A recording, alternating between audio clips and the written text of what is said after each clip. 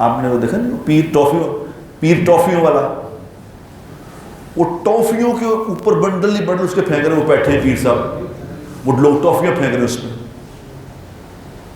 وہ یہ برائی سمجھ کر رہے ہیں، یہ نیکی سمجھ کے کر رہے ہیں۔ پیر ٹافیوں والا، ننگی سرکار، یعنی انہوں نے کپڑے نہیں پہنے، وہ ننگی سرکار ہے، یعنی اللہ مت مار دے گا۔ پھر وہ برائی کے کام بھی نیکی سمجھ کے کرے گا، قبروں پہ جا کے سجدے کرے گا اور سمجھے گا کہ میں نیک کام کر رہا ہوں، اللہ مت مار دے۔ کیوں؟ پھر وہ گناہ سمجھ نہیں رہا تو معافی کس بات کی مانگے گا؟ معافی تو تب مانگے گا جب وہ سمجھے غلطی ہو گئی۔ وہ کہہ رہے میں نیک کام کر رہا ہوں، پھر کیسے معافی مانگے گا؟ یہ شیطان نے کہا کہ میں نے ان کو ہوائے نفس میں گرفتار کر دیا ہے، یہ برائی کے کام کو بھی نیکی سمجھ کے کر رہے ہیں۔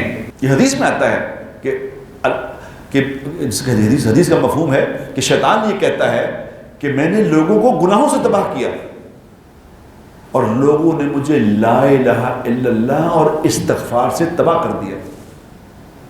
یہ کیا مطلب؟ انہوں نے کہا میں گناہ کراتا ہوں، یہ لا الہ الا اللہ پڑھتے ہیں، استغفار کرتے ہیں، اللہ ان کو معاف کر دیتا ہے۔ تو پھر میں نے کیا کیا؟ پھر میں نے ان کو ہوائے نفس میں گرفتار کر دیا۔ جی ہوائے نفس کیا ہوتا ہے؟ کہا کہ یہ گناہ کے کام بھی نیکی سمجھ کے کریں گے، کام گناہ کا سب کریں گے اور سمجھے کہ نیکی کر رہے ہیں۔